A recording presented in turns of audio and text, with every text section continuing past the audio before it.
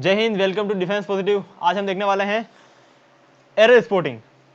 Okay, error spotting के हमारे पास CDS के अंदर आते हैं 10 क्वेश्चंस, और 10 क्वेश्चंस में से वो सारे क्वेश्चंस लगभग 30 या 35 ऐसे फिक्स्ड रूल्स हैं, उन पे बेस्ड होते हैं। ठीक है, और बाकी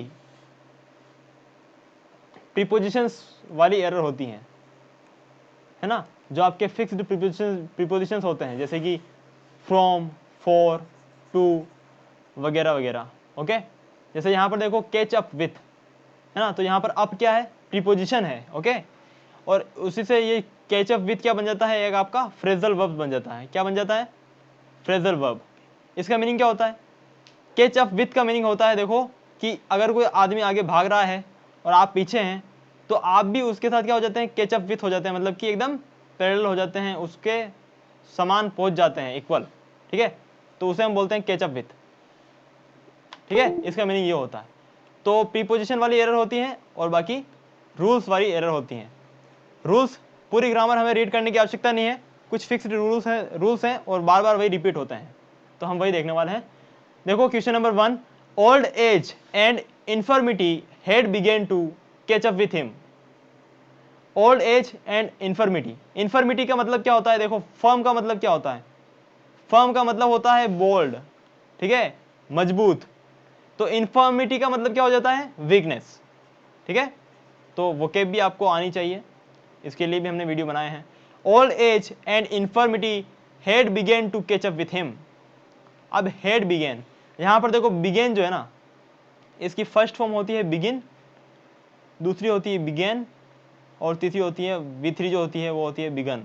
ठीक है, और जो हेड है ना, और हेड जो हेल्पिंग वर्ब है, हेड, हैज एंड हैव, इन तीनों के साथ हम यूज करते हैं वर्ब की third form V3।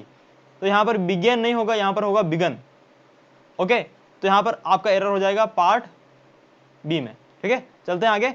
Romanticism of melancholy in art and literature are the reasons for insensitivity of those suffering from depression। इसमें बताइए, तो देखो रोमांटिसिज्म की बात हो रही है, ठीक है, रोमांटिसिज्म ऑफ समथिंग। ओके, तो रोमांटिसिज्म की बात हो रही है, तो यहां पर बेसिकली देखते हैं आगे, तो हमारे पास वर्ब है आर। आर क्या है, यहां पर प्लूरल वर्ब है। ठीक है, लेकिन सब्जेक्ट जो हमारे पास है वो क्या है, सिंगुलर। तो यहां पर आर नहीं आना चाहिए, यहां पर आना चाहिए इज, है ना। सब्जेक्ट वर्ब एग्रीमेंट होता है। ठीक है, सब्जेक्ट अगर सिंगुलर है तो वर्ब भी सिंगुलर आएगी, और सब्जेक्ट अगर प्लूरल है तो वर्ब भी प्लूरल आती है। ओके, चलते हैं आगे। Taking life as it comes, जैसे कि यहां पर देखो टेकिंग लाइफ, बात हो रही है लाइफ की, है ना। एज इट कम्स, यहां पर जो आपका ये है ना कम्स, ये क्या है, सिंगुलर वर्ब है। क्या है, सिंगुलर वर्ब। अब आप बोलेंगे कि यहां पर एस लगा है पीछे, तो ये प्लूरल होना चाहिए। वर्ब के साथ उल्टा है। ठीक है, अगर यहां पर है बॉय, ये क्या है, नाउन है, यहां पर एस लगाते हैं तो क्या हो जाता है, प्लूरल। ओके, लेकिन वर्ब के साथ आप अगर एस लगाते हैं तो वो क्या हो जाती है, singular verb. Do remember this thing. Okay, चलते हैं आगे। तो यहां तक तो कोई एरर नहीं है। ठीक है, taking life as it comes, जीवन को वैसे ही लेना जैसे कि यह आता है। I am someone who thrives, ये भी सही है। ठीक है, एक आदमी की बात हो रही है तो V5 जो है वो सही है यहाँ पर। ठीक है, सिंगुलर वर्ब। वन चैलेंजेस, ये भी सही है ना, जो कि चैलेंज करता है। ओके, यहाँ पर ये भी एक वर्ब है, ये भी सही है। And believe that my purpose in life is to give 100% to very opportunity that comes my way. तो यहाँ पर आएगा चैलेंजेस एंड बिलीव्स, क्या होगा, बिलीव होगा ना, या बिलीव होगा,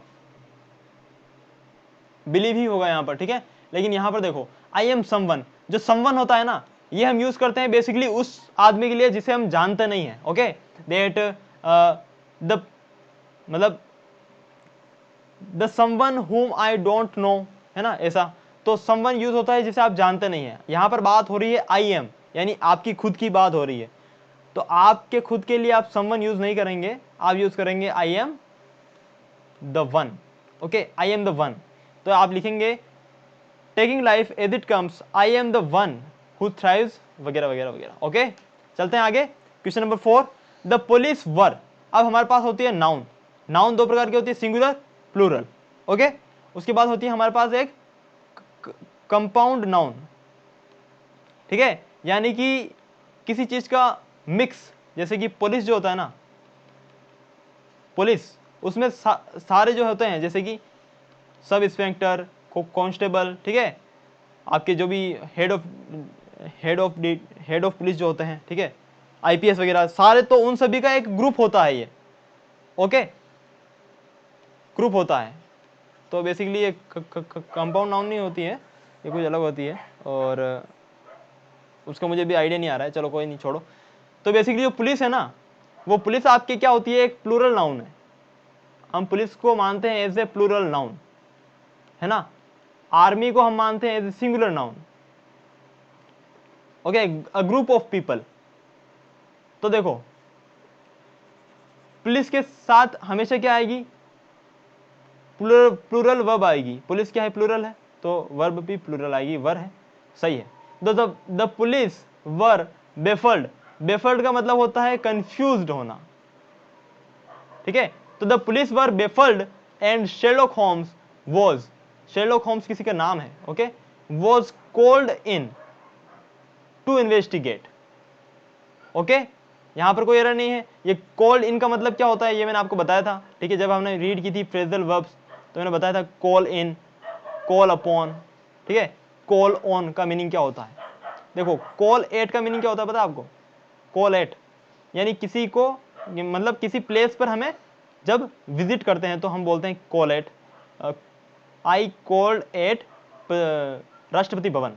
okay, I call on prime minister, यानी मैंने प्राइम मिनिस्टर को विजिट किया। ओके, ऐसे तो कॉल ऑन वहां यूज करते हैं, ठीक है।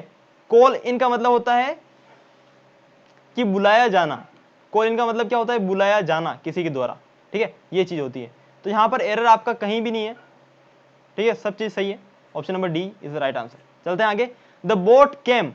अब जब भी सेंटेंस की शुरुआत, एक रूल है, ओके, जब भी मैं कुछ बोलता हूं ना कि ऐसा होता है और वैसा होता है, तो एक ये रूल होता है, उसको नोट कीजिएगा। ओके, देखो यहां पर द बोट केम, केम क्या है, यहां पर V2 है। ओके, यानी सेंटेंस की शुरुआत हुई है V2 के अंदर, यानी पास्ट में। तो ये सेंटेंस, ये रूल है, मैं बोल रहा हूं, लिखिए कि अगर कोई सेंटेंस पास्ट में बिगिन होता है तो पास्ट में ही रहेगा, है ना, ठीक है, ये एक रूल है, लिखा। अब यहां पर लिखो, यहां पर एक एक्सेप्शन है। एक्सेप्शन ये है कि यदि अगर वह सेंटेंस, अगर कोई कोट है या फिर कोई नेचुरल ट्रूथ है, जैसे कि the earth moves round the sun, तो यहां पर मैंने क्या लिखा है, वर्ब का फॉर्म मूव्स, क्या लिखा है, मूव्स। ये क्या है हमारे पास, प्रेजेंट सिंपल टेंस की वर्ब है। यानी जब भी मैं कोई नेचुरल ट्रूथ की बात करता हूं या फिर कोट की बात करता हूं, तो वह हमेशा present simple verb, present simple tense में होता है। अन्यथा जब भी हम V2 से शुरुआत होगी, पास्ट टेंस से शुरुआत होगी, तो जो सेंटेंस है आपका वो पास्ट में ही जारी रहेगा। तो यहां पर देखिए, यहां पर सिग्नल्ड है, वापस V2 आया है, यानी ये पास्ट में ही जारी है। ओके, तो the boat came abreast at us. At क्या है, आपका प्रीपोजिशन है। प्रीपोजिशन एट का यूज होता है आपका किसी लोकेशन को शो करने के लिए, जैसे आप स्टेटस डालते हैं ना, I am at Udaipur, I am at somewhere, ऐसा, ठीक है। और जो आपका टाइम होता है, जैसे 8-10 o'clock, I reached at home at 10 o'clock, I reached home at 10 o'clock, ठीक है। तो 10 ओ क्लॉक किसी पॉइंट ऑफ टाइम को शो करने के लिए आप 8 का यूज करते हैं। ओके, तो लेकिन एब्रिस्ट, एब्रिस्ट का मतलब क्या होता है, एब्रिस्ट का मतलब होता है कि कोई चीज अगर जा रही है ना, उसके आप बिल्कुल अगर पैरेलल में आ जाते हैं, बिल्कुल समांतर में आ जाते हैं, उसके इक्वल, ठीक है, तो आप यूज करते हैं एब्रिस्ट, ठीक है। तो अब देखो, the boat came abreast at us, तो यहां पर एब्रिस्ट एट नहीं होता है, एब्रिस्ट ऑफ होता है। क्या होता है, एब्रिस्ट ऑफ। तो यहां पर प्रीपोजिशन की एरर थी। जो भी प्रीपोजिशन की एरर है वो आपका सिर्फ प्रैक्टिस के साथ ही होगा, ठीक है, जब हम वेरियस टाइप ऑफ मॉक हम यहां पर देंगे तो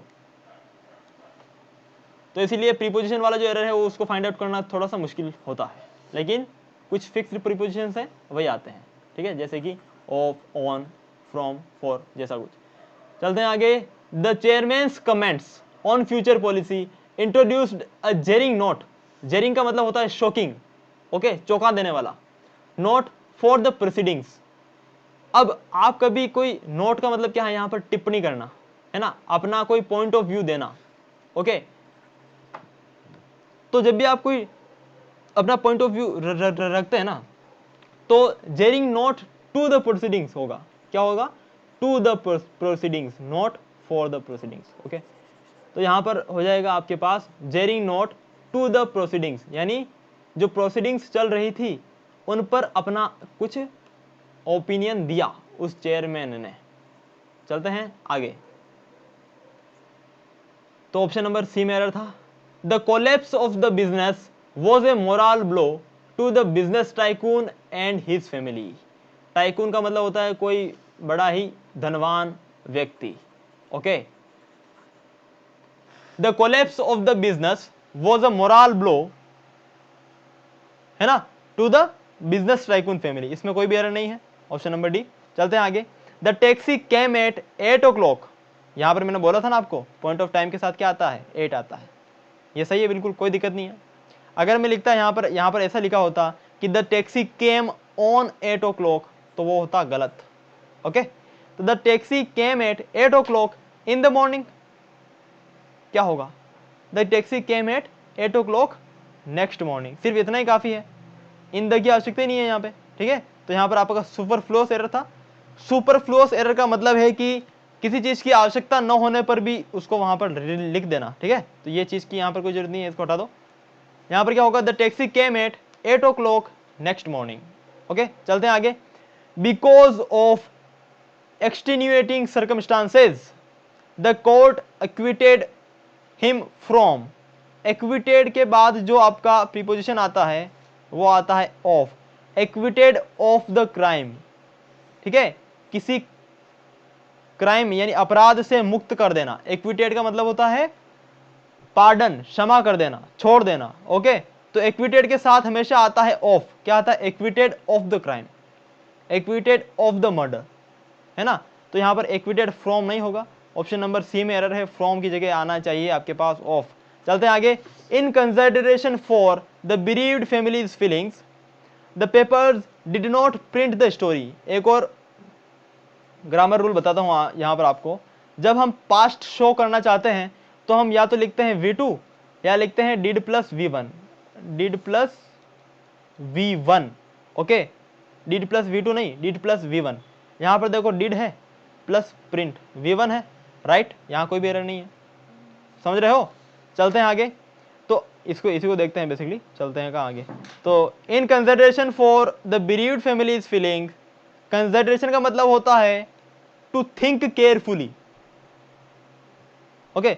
in consideration for the bereaved family, consideration for सही है क्या? अब इसको हिंदी में ट्रांसलेट करके देखो, ठीक है। जैसे bereaved फैमिली की फीलिंग्स को ध्यान में रखते हुए, ठीक है, तो कंसिडरेशन ऑफ होना चाहिए। यहां पर क्या होना चाहिए? ऑफ, ठीक है। यानी किस चीज का ध्यान रखते हुए? Consideration of the bereaved families feelings, ठीक है, फीलिंग्स का ध्यान रखते हुए, फीलिंग के बारे में ध्यान रखते हुए नहीं, ठीक है। तो यहां पर होगा फॉर नहीं होगा, ऑफ होगा। क्या होगा? ऑफ होना चाहिए, ऑफ, ठीक है। यहां पर ये एरर है पार्ट ए के अंदर। अभी नेक्स्ट चीज, ये यहां पर भी सेम चीज है, देखो यहां पर भी है आपका कंसिडरेशन फॉर। तो यहां पर ये फॉर सही है या ऑफ होना चाहिए? Companies should show more consideration for their employees. देखो कंसिडरेशन के दो मीनिंग होते हैं। जब कंसिडरेशन सिंपली यूज होता है ना, तो उसका मीनिंग होता है think carefully, think carefully, okay. और कंसिडरेशन फॉर, इस पूरे का मीनिंग क्या होता है? इसका मीनिंग होता है कि दूसरों की जो थिंकिंग है, दूसरों के जो विचार हैं या उनके जो हित हैं, ठीक है, उनका भी देखना, उनके बारे में भी थोड़ा सोचना। तो यहां पर बिल्कुल सही होगा कि कंपनीज को क्या करना चाहिए? Should show more consideration for their employees. अपनी उनकी एम्प्लॉयज के जो हित हैं उनके बारे में भी थोड़ा सोचना चाहिए, ओके। चलते हैं आगे। अब देखो यहां पर बहुत इंपॉर्टेंट चीज बताने वाला हूं, ध्यान से सुनना। जब भी सेंटेंस की शुरुआत इन एडवर्ब से होती है, जैसे कि नो सूनर, है ना, रेदर देन, या फिर हार्डली, स्कार्सली, ये सारी चीजें, तब ओके, तब आपके यहां पर रूल इंप्लाई होता है इन्वर्जन का रूल। इन्वर्जन रूल क्या कहता है, जैसे हम सेंटेंस लिखते हैं ना, कैसे लिखते हैं, subject plus verb plus object, ऐसा लिखते हैं ना। लेकिन जब भी सेंटेंस की शुरुआत इन सभी वर्ड से होगी, जैसे no sooner, rather than, had rather, okay, या फिर आपके पास हार्डली, स्कार्सली, ओके, तब आपका सब्जेक्ट पीछे चला जाता है, वर्ब आगे आ जाती है। ये बात ध्यान रखिएगा, ओके। तो नो सूनर के बाद क्या आया आपके पास, हेड ही आया। हेड क्या है, हेल्पिंग वर्ब है ना, और ही क्या है, सब्जेक्ट है हमारा, वर्ब आगे आ गई, ही पीछे आ गया, राइट, कोई दिक्कत नहीं है। No sooner he arrived than, यहां पर देन गड़बड़ है, नो सूनर के बाद देन आता है, पता है, लेकिन ये वाला देन, न कि ये वाला, ओके, तो ये सही है। चलते हैं आगे। ऑप्शन नंबर बी में एरर था। I haven't been to New York before and neither my sister, मैं कभी भी न्यूयॉर्क नहीं गया हूं पहले, और ना ही मेरी बहन। तो क्या ये सही है? हिंदी में सोचिए इसको, देखिए ये सही नहीं है। आपको बोलना चाहिए कि ना ही मैं कभी न्यूयॉर्क गया हूं पहले, और ना ही मेरी बहन गई है। तो बहन के साथ भी आपको वर्ब का यूज करना पड़ेगा, नेदर हैज माई सिस्टर, ठीक है। यहां पर आप लिखेंगे I haven't been to New York before and neither has my sister, मेरी बहन भी नहीं गई, ऐसा, इसका ये सेंस बनेगा, ओके। तो यहां पर ये एरर था ऑप्शन नंबर सी के अंदर। चलते हैं आगे। The question is often raised, often का मतलब होता है अक्सर, ठीक है। द क्वेश्चन इज ऑफन मतलब frequently, the question is often raised that whether, ये काफी प्रोमिनेंट एरर है कि दैट वेदर यूज हो जाता है, और ये यूज नहीं, मतलब यूज नहीं होना चाहिए, क्योंकि दैट जो आपका है ना, वो आपका है कंजक्शन, ओके, दो सेंटेंसेस को जोड़ता है। ये इसका मीनिंग क्या होता है पता है, कंजक्शन मतलब होता है दो मीनिंगफुल सेंटेंसेस को जोड़ने वाला चीज, उन दोनों सेंटेंसेस का कुछ मीनिंग निकलना चाहिए, ये इंपॉर्टेंट है, ठीक है। तो डेट भी क्या होता है, कंजक्शन होता है, और वेदर भी क्या होता है, कंजक्शन होता है। तो दोनों कंजक्शन एक साथ यूज नहीं होते, तो इसलिए आप या तो डेट रखिए या वेदर रखिए, दोनों में से एक रखिए, ये हटा देते हैं हम। तो क्या मीनिंग बनेगा, तो फिर वेदर जो है वो दो चीजें शो करता है, यस और नो, है ना। वेदर हम यूज करते हैं एज ए जैसे हम इंटरोगेटिव के रूप में, ठीक है, यस और नो इसका मतलब होता है। तो देखो, the question is often raised, अक्सर ये प्रश्न पूछा जाता है कि वेदर, हाँ या ना, it is desirable to send Indian students abroad, क्या ये सही है कि हम स्टूडेंट्स को, इंडियन स्टूडेंट्स को जो है बाहर पढ़ने के लिए भेजते हैं, सिंस दे रेयरली रिटर्न, क्योंकि वो शायद ही वापस आते हो। तो क्या ये ठीक है कि उन्हें हम बाहर भेजें पढ़ने के लिए? वेदर एक क्वेश्चन पूछ रहा है आपसे, जो वेदर है ना उसका यूज होता है एक इंटरोगेटिव के फॉर्म में, वो आपसे एक प्रश्न पूछ रहा है, क्या ये सही है या गलत है, ओके। देखते हैं आगे, यहां पर एरर कहां था, यहां पर ऑप्शन नंबर बी के अंदर। The work of an uneducated farmer is far important than, जब यूज हुआ है देन का यूज कब होता है, जब हम बात करते हैं कंपैरिजन की, तुलना करने की, ठीक है। कंपैरिजन के लिए आपके पास यूज होता है कंपैरेटिव एडजेक्टिव, जैसे कि more, okay, greater than, smaller than, ठीक है, ऐसा। तो यहां पर कंपैरेटिव एडजेक्टिव यूज होगा, उसके बाद देन यूज होगा, ये बात तो समझ में आ रही है। अब यहां पर कोई कंपैरेटिव एडजेक्टिव है क्या, the work of an uneducated farmer is far more important than that of a professor. अब यूपीएससी एक क्वेश्चन ऐसे भी बनाता है, यानी इस टाइप के क्वेश्चन भी बनाता है कि एक आपको सेंटेंस दिया होता है, उसमें एक चीज अंडरलाइंड होती है, और चार ऑप्शन दिए होंगे आपको कि ये चीज क्या है। मैं बात कर रहा हूं इसी इंग्लिश के पेपर की, ठीक है।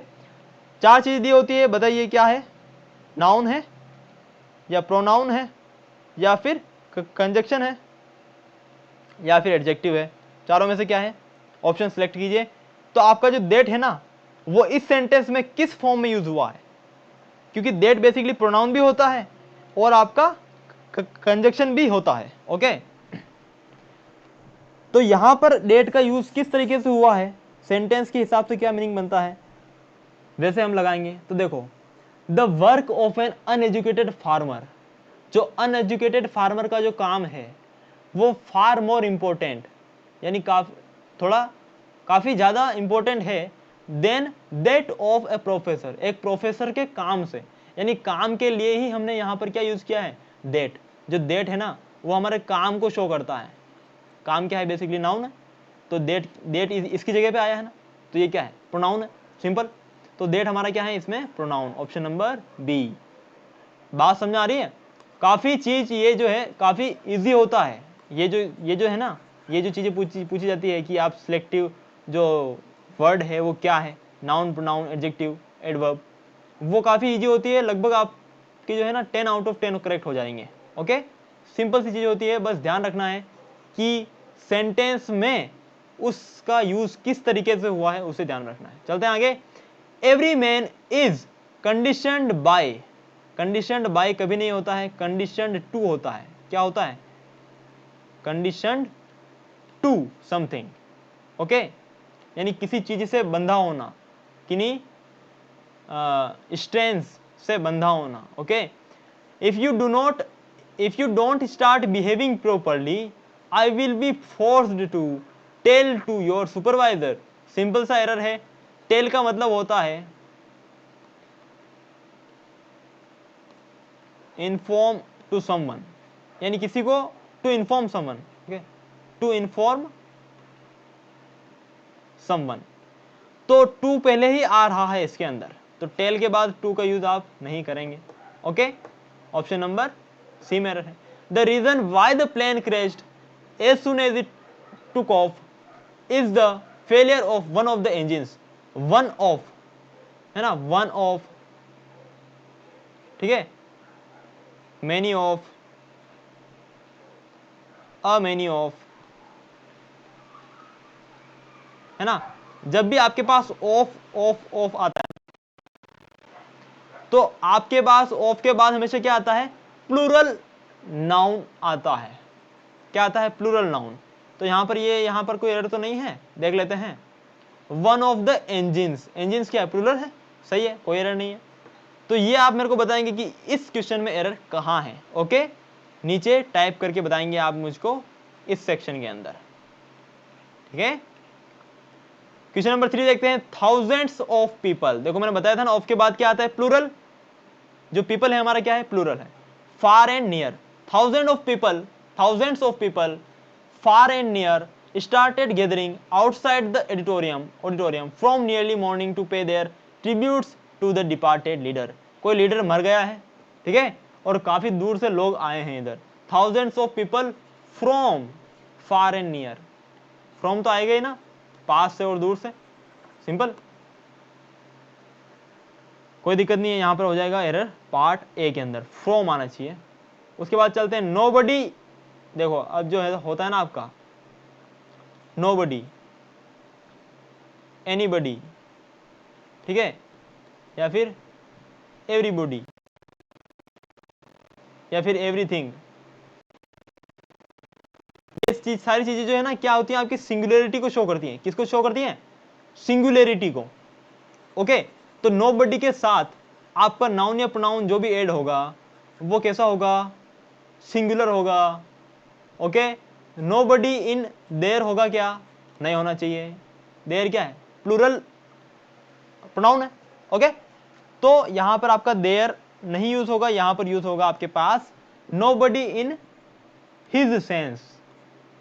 Okay, would have acted so, would have plus V3, है ना। क्या चीज है ये बताइए, फ्यूचर टेंस है ना, future perfect, future perfect tense. Okay, चलते हैं आगे।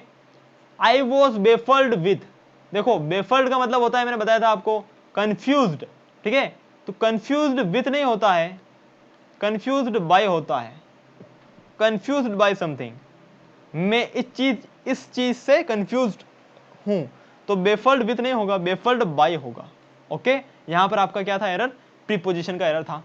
तो ये हमने देखे आज कुछ स्पोर्टिंग एरर्स, हमने यहां पर देखे 21 स्पोर्टिंग एरर्स। ओके, अब हम नेक्स्ट वीडियो में भी 20 के आसपास देखने वाले हैं, और ऐसे करके हम लगभग 10 वीडियो बनाएंगे, उसमें आपके सारे जितने भी सीडीएस में और एनडीए में रूल्स पूछे जाते हैं स्पोर्टिंग एरर्स के अंदर, वो सारे यहां पर कवर हो जाएंगे। ओके, मिलते हैं नेक्स्ट वीडियो में। बाय, जय हिंद, take care. Okay, do revise the things, and जो भी रूल्स मैं यहां पर बोलता हूं ना मौखिक रूप से, है ना, सिर्फ मैं बोलता हूं उन्हें, वो भी आप यहां पर नोट कीजिएगा। बाकी हम ग्रामर अलग से पढ़ने ही वाले हैं। Okay, don't worry about that. और ये जो पीडीएफ है आपको यहां पर इस ग्रुप पे मिल जाएगी, तो ध्यान रखें, जाकर फॉलो कर लें। ओके, अगर फिर भी कोई डाउट होता है किसी भी विषय के अंदर, आप मुझे पूछ सकते हैं, इसका कोई चार्ज नहीं है। Okay, I am always ready to help. जय हिंद, बाय बाय, टेक केयर।